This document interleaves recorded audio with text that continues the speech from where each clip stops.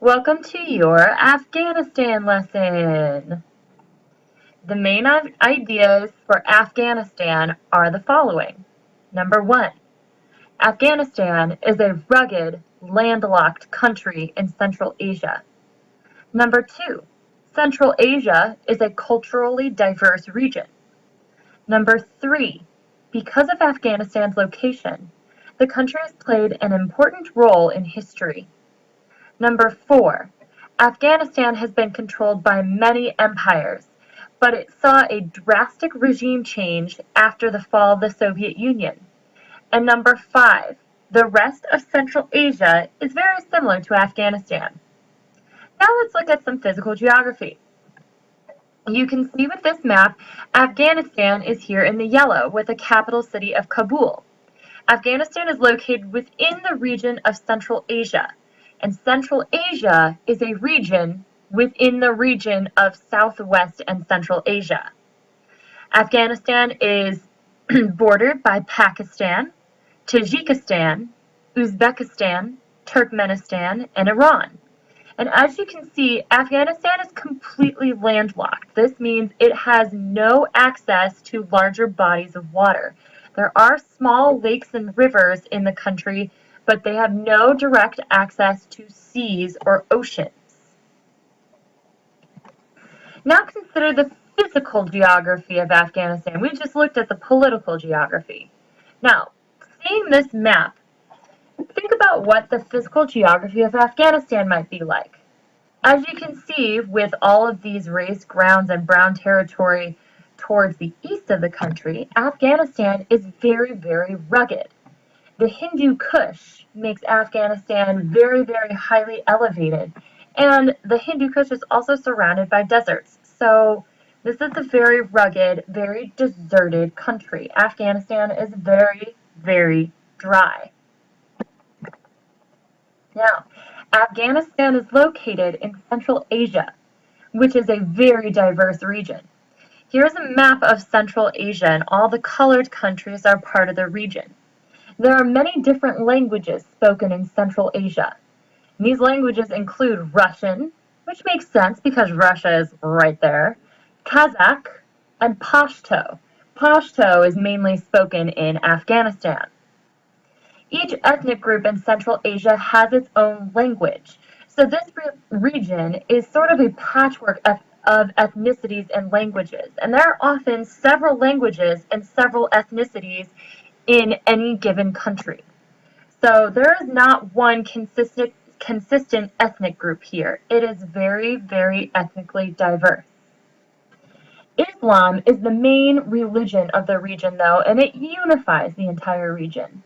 There are some people who practice Russian Orthodox, but they're located mainly in the northern parts of Kazakhstan in the region near Russia, which kind of makes sense. If you're near Russia, you practice Russian Orthodox. But most of the people living in Central Asia are united by their religion, Islam. Now let's focus in on Afghanistan a little bit more. Afghanistan has played an important role historically. There was once a really large road, which is outlined here in the red, that spread from the Mediterranean Sea to China, right? And that road was called the Silk Road. The Silk Road would help merchants travel all the way from Europe and China and back again. The Silk Road cut right through what is now Afghanistan, and the cities along the Silk Road grew very rich. So right in this region, we have several cities that touched the Silk Road, and many merchants made a lot of money in those cities. All right, the Silk Road also has to do with the theme of movement. Because of its location on the Silk Road, many different groups have tried to take over this region that includes Afghanistan. We have Turkish groups starting to establish a lasting influence in the region in the 500s AD, and the Arab armies took over the region in the 700s, bringing Islam to the people who live here. We can see outlined in the green the extent of the Arab armies. They started off with the dark green just on the Arabian Peninsula, but eventually they spread up through Iraq, Iran, and into Afghanistan, and even into Africa and Spain. So Afghanistan became a part of this big Arab kingdom. When the Mongolians conquered Russia, we know they did that in the 1200s, they also conquered the country known as Afghanistan. Right, so we know that Afghanistan kind of has a little bit of a link to Russia, starting at the Mongolian invasion. Now, during this time, most of the people who lived in Afghanistan lived as nomads, and they lived in homes called yurts. So here you can see a yurt, right? This picture shows a yurt in Afghanistan. Um, Nomads are just people who travel from place to place. They don't have one set home. So we can see a little nomadic caravan right there. And a yurt is a movable round house made of wool or felt mats and wooden frames. It makes sense that nomads would live in yurts then rather than brick or wooden houses, right? Because they have to be able to move. So during this time when the Mongolians had control over most of this region, including Russia and Afghanistan, most people lived as nomads. Now, we know that the Mongolian Empire didn't last forever. Eventually, the Tsars took over, and the Tsars created this massive Russian Empire. The Russian Empire took over the region when the Russian Tsars were very powerful. So Afghanistan and Kazakhstan and many countries in Central Asia became a part of the Russian Empire. The Russians began to use this land to produce two things: cotton and oil. Right? But we know that the Russian Empire ended abruptly with the Bolshevik Revolution. Right? So when the Tsars were killed and the monarchy was ended and Lenin established his regime, he started what was known as the Soviet Union. All right?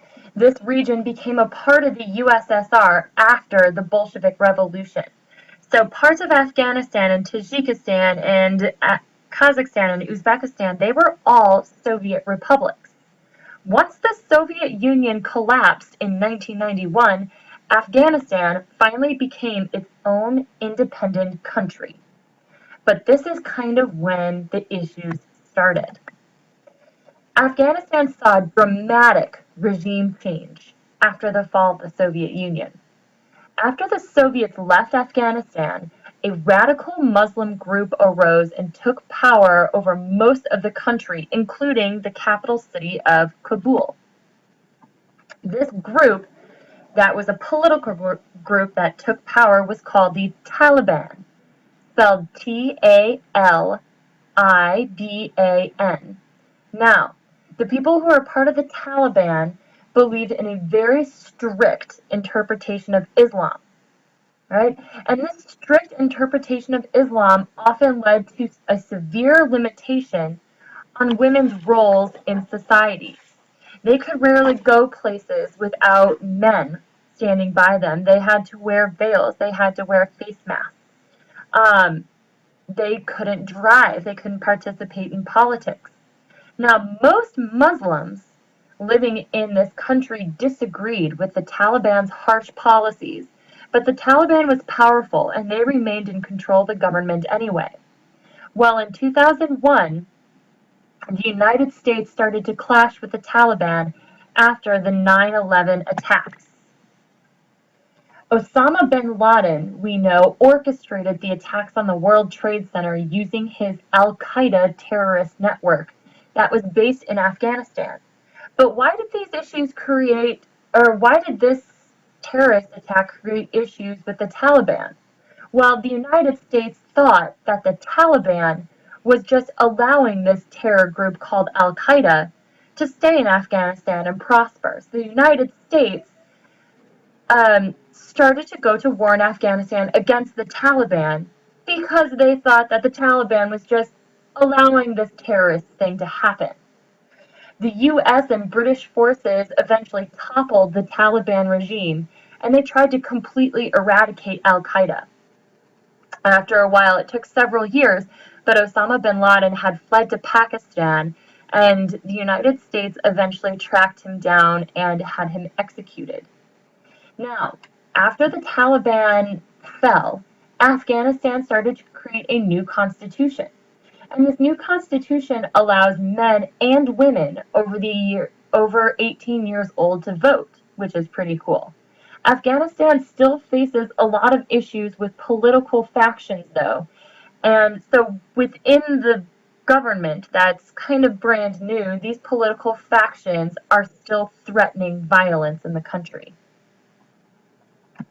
Now, Afghanistan isn't the only country in Central Asia. Kazakhstan, Kyrgyzstan, Tajikistan, Turkmenistan, and Uzbekistan are other countries in the region of Central Asia. These countries were, for the most part of the Soviet Union at one point, and most of them currently lack political stability. So, like Afghanistan, most of the countries in Central Asia are still trying to establish governments that work for everybody. These countries also primarily rely on cotton as a resource, though some have access to gas and oil reserves. So their economy is generally based on cotton, gas, and oil. Many people here still do live a nomadic lifestyle. Alright, so that's our lesson on Afghanistan. Now, go to your Afghanistan journal and answer the questions in the journal before we start class.